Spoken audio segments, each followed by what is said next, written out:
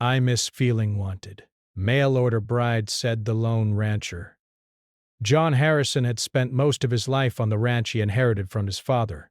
The land stretched for miles, a mixture of rolling hills, open pastures, and dense forests at the edges. The ranch was beautiful, no doubt about that. Sunsets painted the sky in shades of pink and gold, and the mornings were always crisp and fresh. But beauty could not fill the emptiness John felt inside. He had long ago gotten used to being alone, to the quiet that settled over the land like a blanket every night. Yet there were times when the quiet became too heavy, when the wind whistling through the trees felt like a reminder of everything he was missing. John's days were filled with work. From the moment the sun rose, he was busy feeding the cattle, mending fences, checking water pumps, and tending to the horses. His hands were rough from years of labor. His back ached from lifting hay bales and repairing fences, and his boots were always covered in mud and dust. It was hard work, exhausting work, but John had learned to find satisfaction in it. The ranch was his life, and he took pride in it. The fields thrived under his care, and the animals depended on him. That sense of responsibility gave him purpose. But it could not give him companionship, someone to share the quiet evenings with, or someone to laugh with when the work was done. John had once imagined a different life for himself. As a young man, he had dreams of love and adventure beyond the ranch. He had pictured evenings spent talking by the fire, sharing meals and traveling to new places with someone who cared for him as much as he cared for them. But life had a way of pulling him back to the ranch, back to the routines he knew, back to the solitude he had grown comfortable with. Friends had moved away, family had drifted into their own lives, and slowly, John realized that the companionship he had longed for might never come naturally. Still, he could not let go of the hope entirely. There were nights when he sat on the porch of his small wooden house, staring at the horizon, and imagined what it would be like to have someone by his side.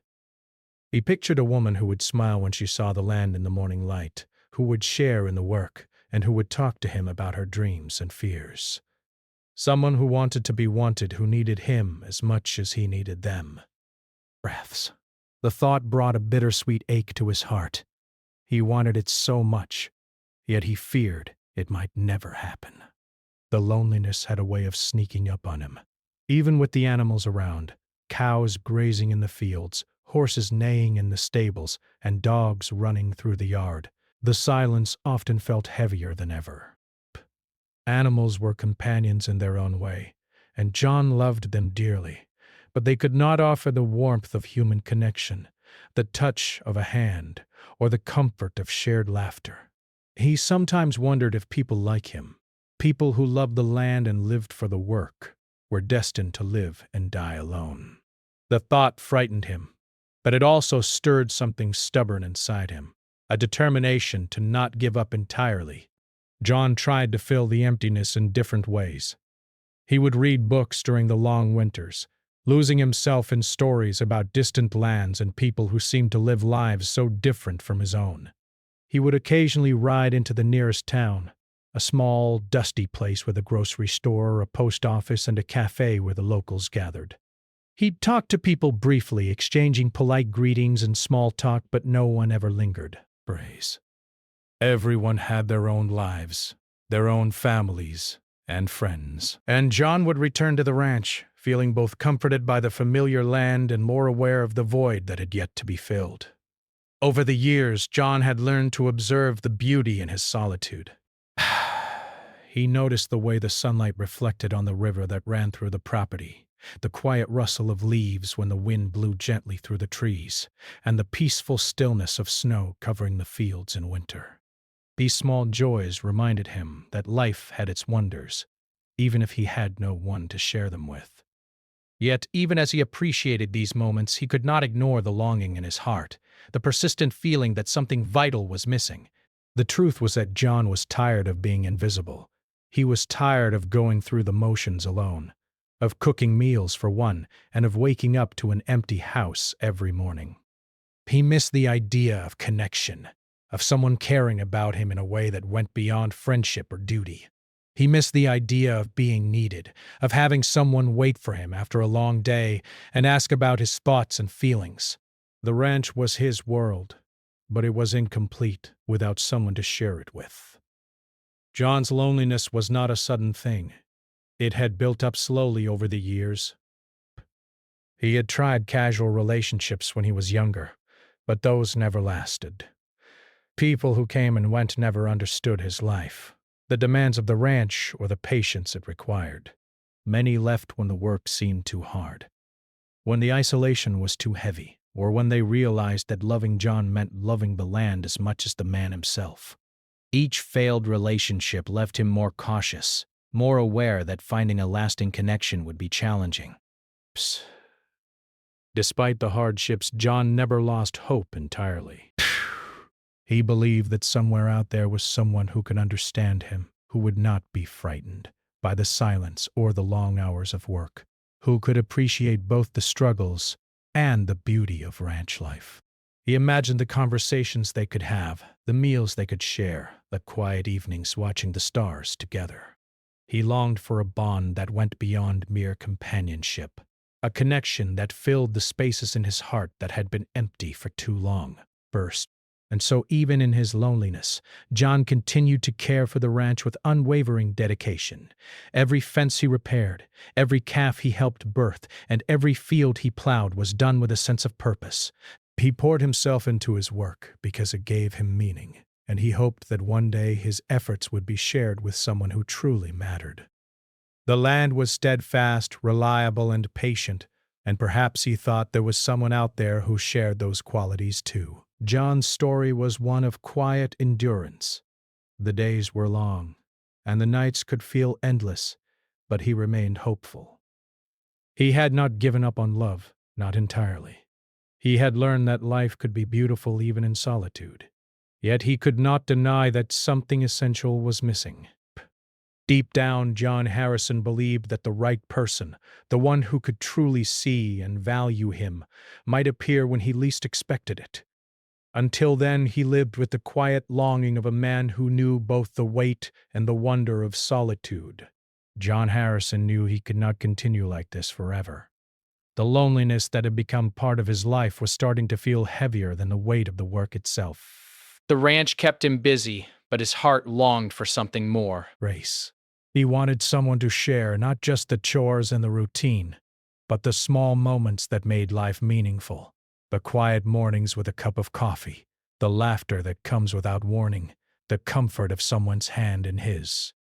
It was with that thought in mind that John began to consider an idea he had heard about but never truly believed he would try: finding a companion through a mail-order bride service. At first, the idea felt strange to him. He had always imagined meeting someone naturally, someone who might wander into his life through chance or circumstance. But the more he thought about it, the more he realized that the world had changed. People moved away from small towns, families were scattered, and finding someone who understood ranch life and the challenges it brought seemed nearly impossible. The mail-order bride service was not about desperation. To John, it was simply another way to meet someone who might share his values, his dreams, and his loneliness. He began slowly writing a profile that described his life honestly. He did not hide the hard work, the long hours, or the solitude. Instead, he wrote about the land he loved, the animals he cared for, and the routines that shaped his days. He mentioned the quiet beauty of sunsets and the calm of the early morning, hoping to attract someone who appreciated simplicity and sincerity. He wanted to be clear. He was not looking for someone to fix his life, nor was he looking for a glamorous adventure partner. Someone who could be both companion and friend.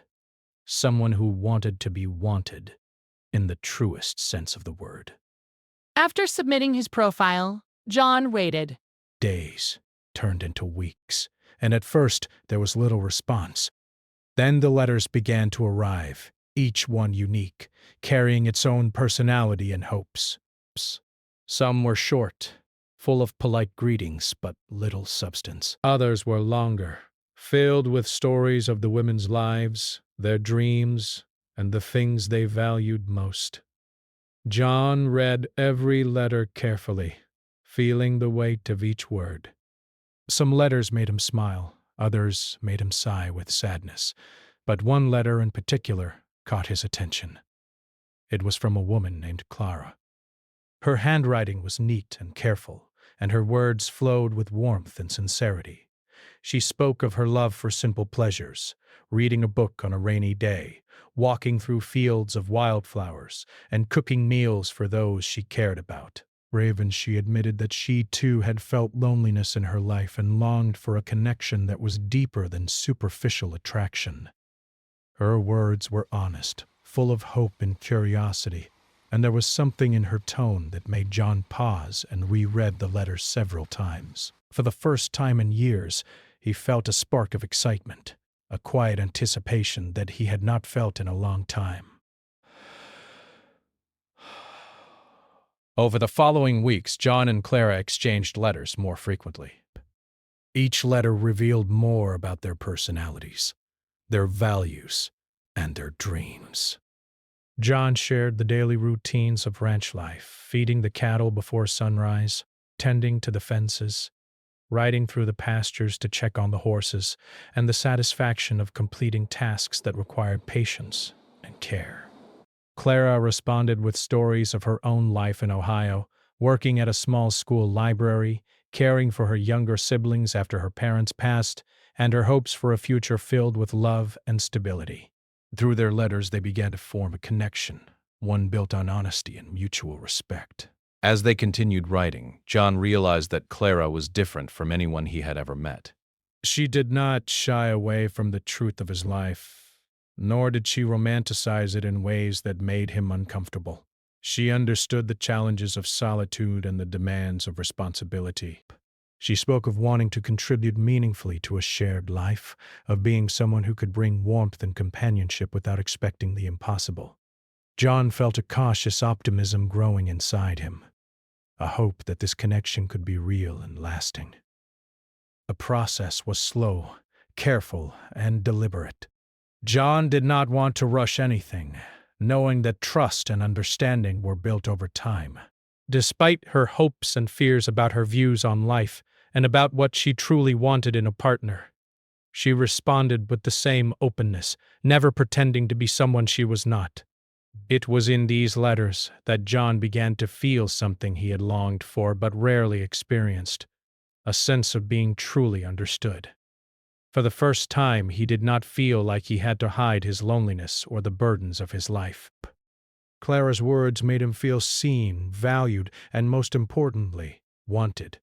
Finally, after months of writing and careful planning, John felt ready to meet Clara in person. He wanted to see if the connection they had built through letters could translate into real life, on the ranch, surrounded by the work and the land that defined him. He prepared his home for her arrival, cleaning the small house, repairing any broken fixtures, and making the place feel welcoming. It was not a grand gesture, but it was sincere, a reflection of the effort and care he put into everything in his life. He wanted Clara to feel at home, to see that the ranch was not just a place of work, but a place where a life could be built together. When the day finally arrived, John rode down the dusty road to meet Clara at the nearest train station. He felt a mix of excitement and nervousness he had not felt in years. What if she did not like the ranch? What if the connection they had through letters faded in the reality of everyday life? Despite these doubts, he trusted the bond they had formed through months of honest communication. When Clara stepped off the train carrying a small suitcase and a warm smile, John felt a strange sense of relief and anticipation. She was real, standing before him, and she had chosen to take a step into this unknown life with him. The first moments were quiet and tentative. They exchanged polite greetings, and John offered to help her with her suitcase.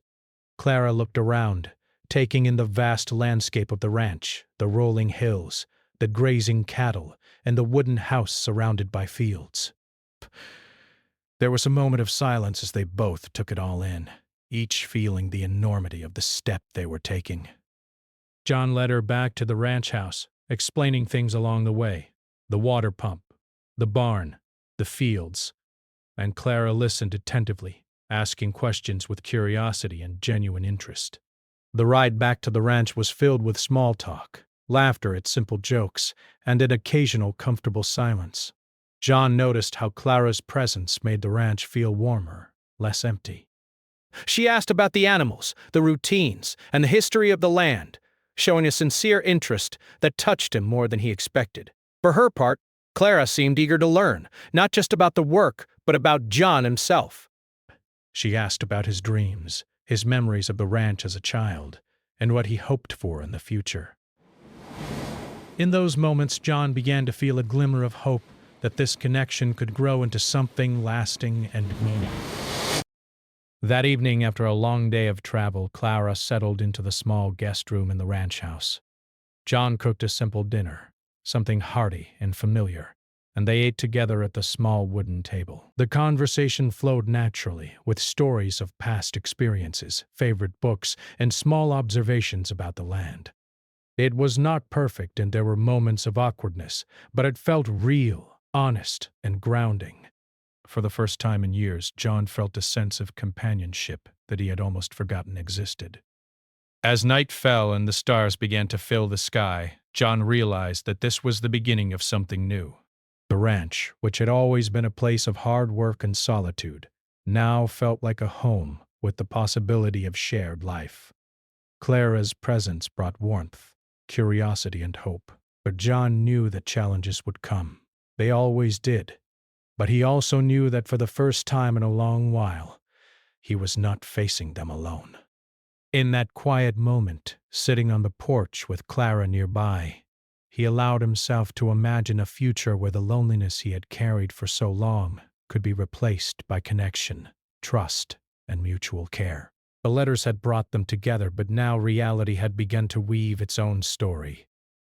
John Harrison felt something he had not felt in years: hope. And for a man who had spent so much of his life working alone, that hope was a precious, fragile, and beautiful thing. The first morning at the ranch arrived quietly, with the sun rising over the distant hills, painting the sky with soft oranges and pinks. John woke early, as he always did, and noticed Clara sitting by the window in the small guest room, watching the light spread over the fields. She had not yet seen the full scope of ranch life, and John could sense the mixture of excitement and nervousness in her. Rabbi. He cleared his throat softly and offered a smile. "Morning, Clara," he said gently. Ready to see what a typical day looks like out here? Clara returned the smile, a hint of nervousness still lingering, and nodded. I think so. "I want to learn everything. It looks beautiful, but also a little overwhelming." John chuckled softly. "It can be, at first. But you'll get the hang of it. I'll show you, step by step." The morning began with the chores. John led Clara to the barn where the horses were already restless, waiting for their morning feed. Clara's eyes widened at the size of the barn and the number of animals John managed on his own. He handed her a bucket of feed and showed her how to scatter it in the stalls. Clara laughed softly as she realized the horses were taller than she expected, and one curious horse nudged her shoulder, sniffing her hand. "Careful," John said with a smile, though there was no real danger. "They'd just like to know who you are." Clara giggled, reaching out to pet the horse's soft muzzle. "They're beautiful," she whispered. "Narration. It's never imagined something like this. It's alive, in a way that's different from the city." Brits. John felt a small surge of pride. The ranch was his life, and seeing someone else appreciate it, even in small ways, made him feel connected to it in a new way. For years, he had been alone, and now here was Clara, curious, attentive, and present. The moment was simple, yet it carried a weight he could not ignore. After feeding the horses, John took Clara to check on the cattle. They walked through the pastures, the morning dew soaking their boots, and John explained how he tracked the herd, checked for injuries, and made sure every animal was healthy. Breaths. Clara listened carefully, asking questions and occasionally reaching out to gently touch a cow's fur. She was not afraid of the work, only respectful of the animals and the land. You make it sound easier than it is, she said, laughing lightly. I can see why you've gotten so good at it. It's a lot of responsibility. John shrugged modestly. It is, but it's what I've always known. It's my life. And now, it could be yours too, if you want it. Clara hesitated for a moment, looking at the rolling hills around them. Diona hamea densha densha. I think I do. I want to understand it, to be part of it. It feels honest somehow. John nodded. There was a pause, filled only by the soft sounds of the cattle grazing and the wind moving through the grass. In that quiet, he realized that the connection they had through letters was beginning to take root in real life. It was no longer just words on paper. It was shared work, shared curiosity, and a growing awareness of each other's presence. The day continued with the usual routines of ranch life. They repaired a section of broken fence, which required lifting heavy posts and hammering nails. Clara struggled at first, but John was patient, showing her the proper technique and encouraging her every step of the way. By the end of the morning, she was sweaty and tired, but also smiling with a sense of accomplishment. You did great, John, said, handing her a cold bottle of water. Most people would give up after the first few tries. You stuck with it. Clara smiled, taking a long sip. I never thought I'd enjoy this kind of work. It's hard, yes, but it feels real. It feels like I'm doing something meaningful. John watched her, feeling warmth spread through him. It was one thing to imagine companionship, and another to feel it in these shared moments. Working side by side, learning, laughing, and discovering each other's strengths. For the first time in years, he felt that his life could be different, that it could hold more than solitude. By midday, they returned to the house for a simple lunch. Clara had prepared sandwiches, and John had brewed fresh coffee. They sat together at the small kitchen table talking about their lives in a way letters could not fully capture. Clara spoke of her childhood in Ohio, of the small town where she had grown up, and the simple pleasures that had shaped her. John listened intently, sharing stories of his own childhood on the ranch, of learning to ride horses at a young age, and of the nights spent under the stars dreaming about life beyond the hills. There was a moment of silence after lunch when Clara looked around the house. It's cozy, she said softly. And I like it. Breaths. It feels lived in. Safe. Comfortable. John felt a lump in his throat. He had spent so long in this house alone. It was strange to hear someone describe it with warmth rather than judgment. I'm glad, he replied simply. I wanted you to feel welcome. I hope this home can feel like yours too if you want it to. Clara reached out, briefly touching his hand. It was a small gesture, but it carried more meaning than words could express. I think it can, she said softly. The afternoon was spent exploring more of the ranch. John took Clara to the river that ran along the property, a serene place where he often went to think. Clara marveled at the clear water, the gentle rush over rocks, and the reflections of the trees on its surface. She skipped a stone, watching it bounce twice before sinking, and laughed at her imperfect throw. John joined her, showing her how to find flat stones and aim carefully. They laughed together, the sound echoing across the quiet landscape. As the day wore on, John noticed something in Clara's demeanor. She seemed more relaxed, more herself than she had the day before. The fear of the unknown was giving way to curiosity and engagement. She was not just visiting, she was participating, becoming part of the rhythm of ranch life. And with that, John felt a flicker of hope.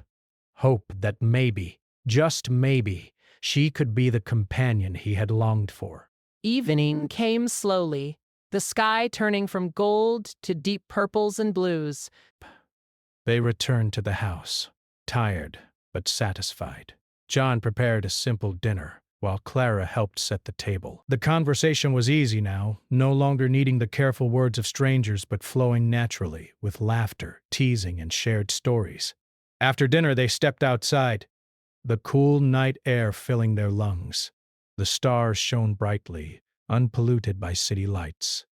John pointed out constellations, and Clara marveled at the clarity of the sky, rapacity taking in the moment.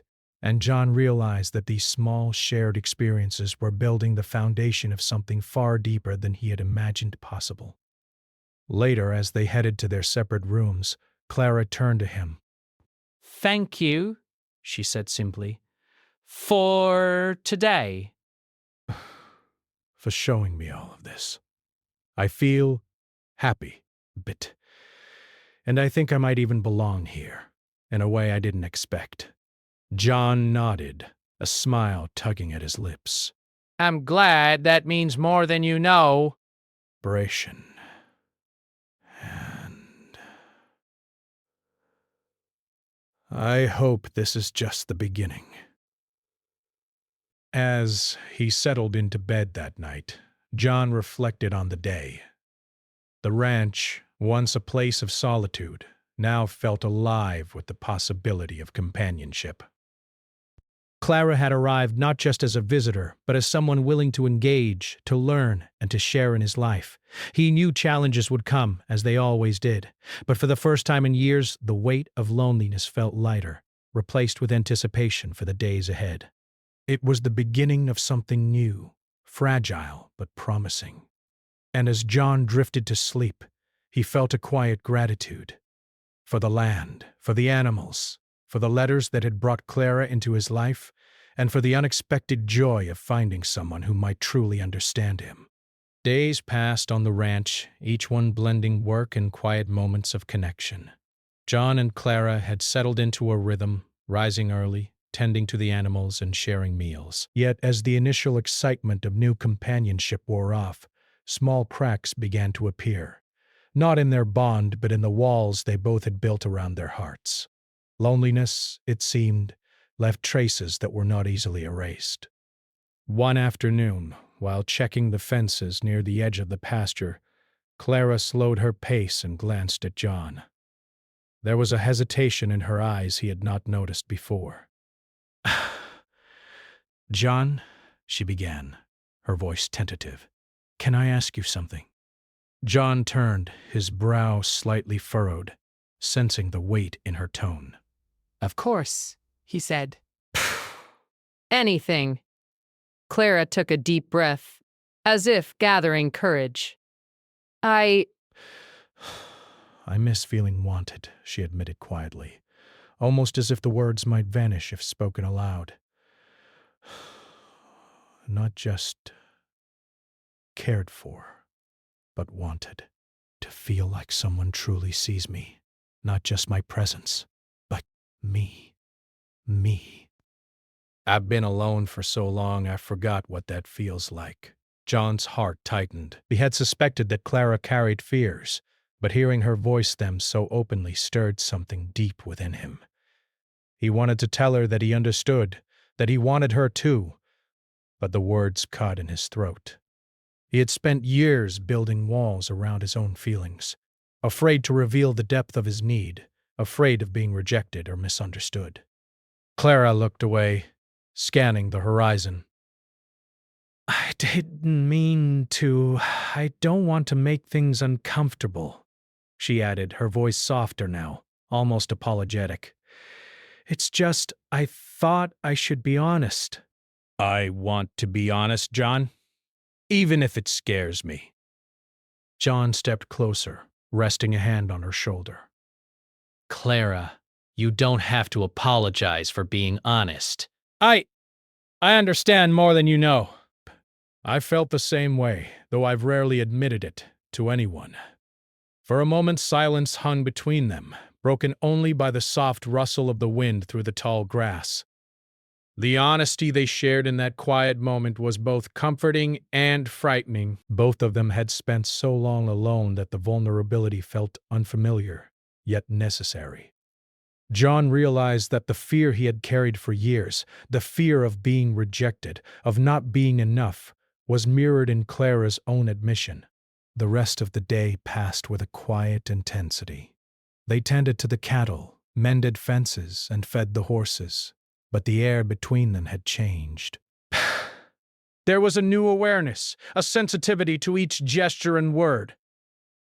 Clara worked diligently, but John noticed her glances lingering, as if she was searching for reassurance.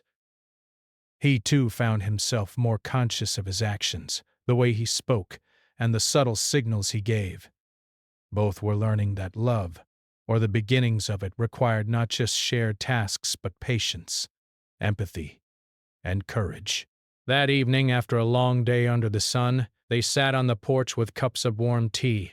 The sky was painted with the fading light of sunset, and for a moment, everything seemed calm.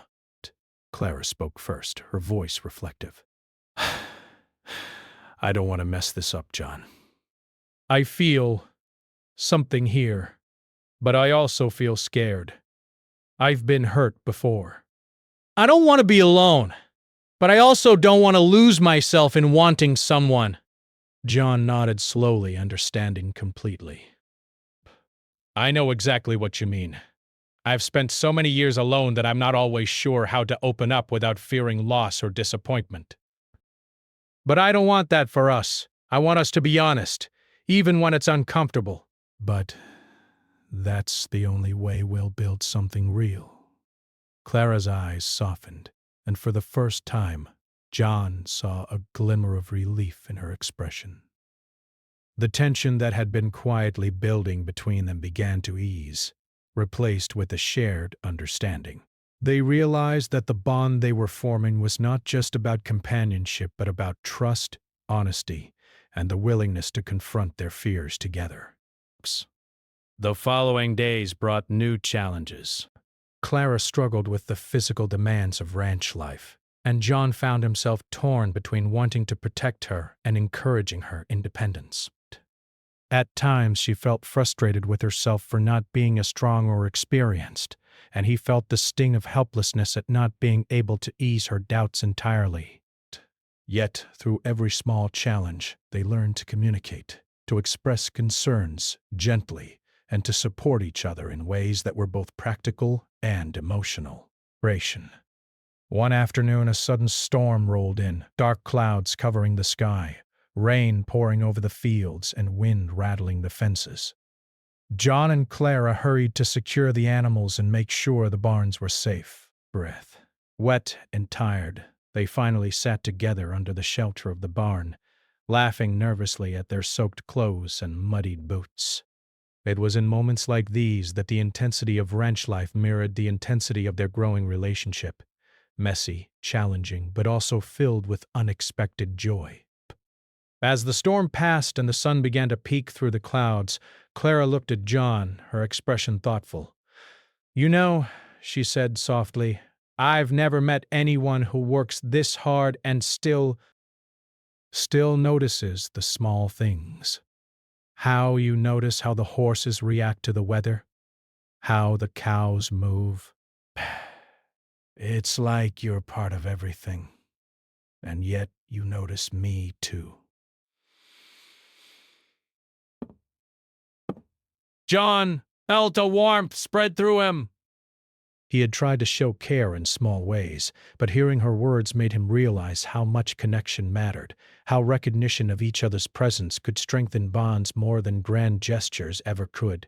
He smiled and reached out, brushing a strand of wet hair from her face. "Boss, I notice you, Clara, more than I probably should admit. But I do.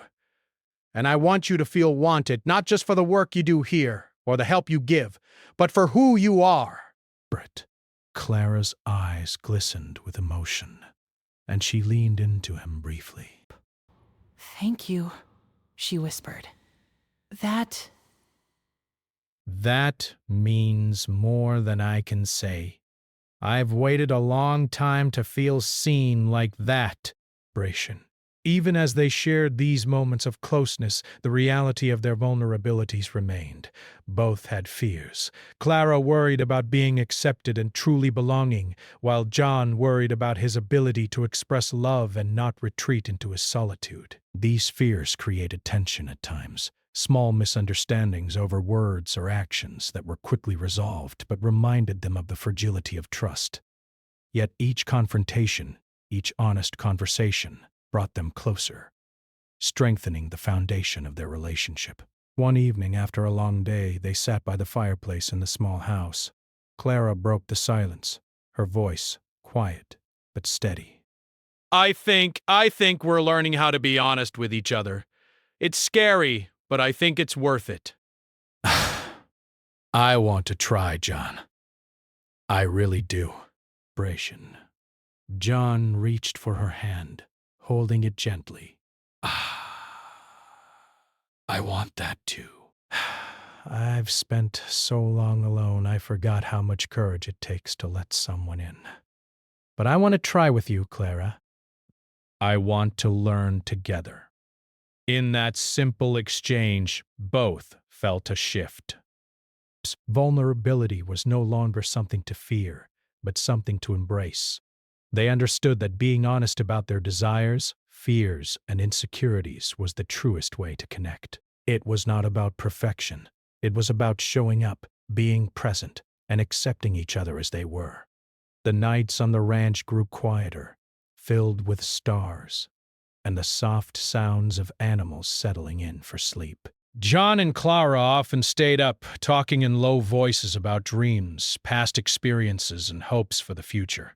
Every conversation, every shared moment, was a building block in the life they were beginning to create together.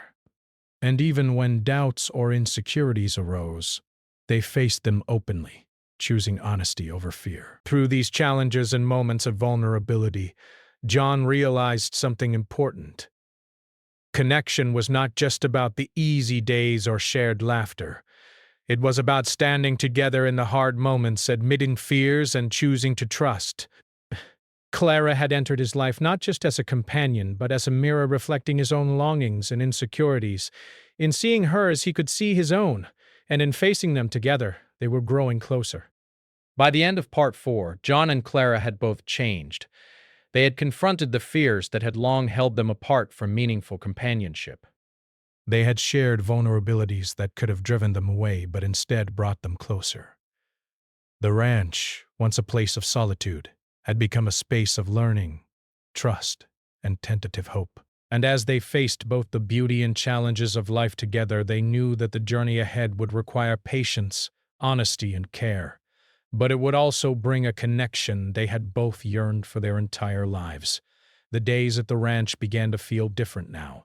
The loneliness that had once hung over John like a shadow was slowly being replaced by companionship, trust, and the quiet joy of shared life. Clara had become part of the rhythm of the ranch, not just a visitor observing, but someone who participated, who cared, and who mattered. Breaths. Yet both of them knew that building a life together would take time, patience, and continued honesty. Morning came with its usual tasks. John woke early, as always, and found Clara already stirring in the kitchen preparing breakfast. The smell of fresh coffee and warm bread filled the small house. John felt a soft warmth in his chest. Watching her move through the room, carefully setting plates and pouring coffee, he realized that these small, ordinary moments had become precious. They were building a home together. One gesture, one shared task at a time. Clara looked up and smiled as he entered. Morning. she said softly. I thought I'd try making something new today, just a little extra for us before the chores. John returned the smile.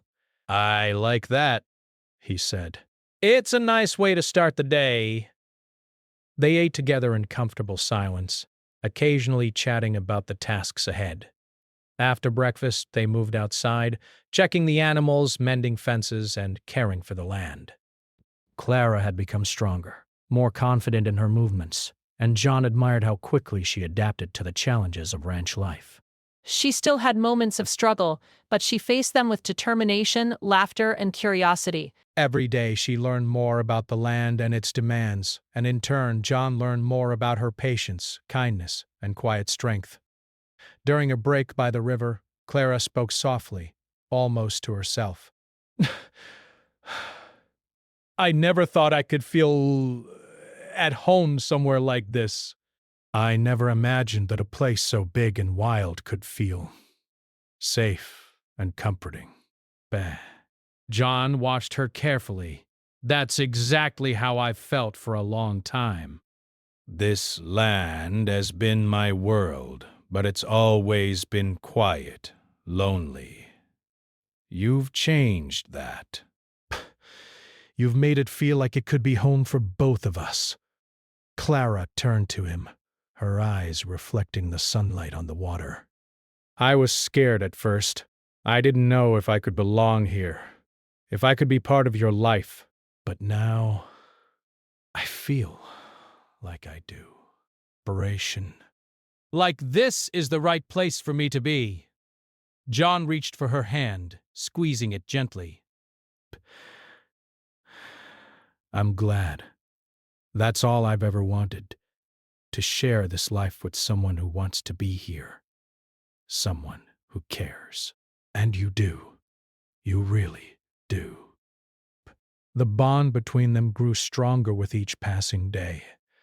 They shared more than chores. They shared hopes, memories, and quiet moments that carried a depth of emotion neither had expected. John found himself opening up in ways he had avoided for decades. He spoke of his fears, his past losses, and his dreams for a life beyond mere survival. Clara listened, never judging, always encouraging, and sometimes offering gentle advice. But she too revealed her vulnerabilities, admitting moments of insecurity and fear, but also her hopes for love and belonging. One evening after a long day of tending to the fields, John and Clara sat on the porch, the sun dipping below the horizon. The sky was painted in shades of pink and gold, and the ranch seemed to glow with a quiet serenity. Clara leaned back in her chair, her hand brushing against John's. Do you ever think about the future? She asked softly. John considered the question. I used to think about it a lot when I was younger, imagining adventures or someone to share my life with. But over the years, I stopped. I thought this was all I would ever have. Work, the land, solitude. But now, Bray, I see it differently.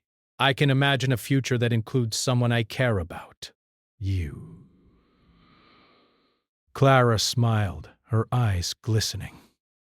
I've imagined it too, but I was afraid it would never happen. I didn't think someone like you would care about someone like me. John's smile deepened, and he took her hand in both of his. I care about you, Clara, more than I've cared about anyone in a long time. And I want us to build that future together, if you'll have me. Braves. Tears glistened in Clara's eyes. And she nodded, a gentle laugh escaping her. I want that too, John. I really do. I think we can make it work. Together. From that moment, their relationship deepened further. They continued to face challenges, the unpredictable weather, the physical demands of ranch work, and moments of personal doubt. But now they did so as a team. They learned to anticipate each other's needs, to communicate even when words were hard, and to celebrate small victories together. Every completed fence, every healthy calf, and every sunset shared became a symbol of their growing partnership. Winter arrived, bringing snow that covered the fields in a soft white blanket. Life slowed, but the bond between John and Clara did not. They spent evenings by the fireplace, talking, reading, and planning for the spring. Clara learned to knit, to repair small equipment, and even to ride horses more confidently. John watched her with pride and admiration, realizing that her courage and adaptability made the ranch and his life richer than ever. One snowy evening, as they prepared a simple dinner together, Clara paused and looked at John with a thoughtful expression. "Do you remember when we first met?" she asked. John nodded, smiling at the memory. "Of course." You were nervous, curious, and cautious all at once. I think we were both wondering if this could really work. Psst. Clara laughed softly. "And now it feels natural. Like we've always belonged here, together.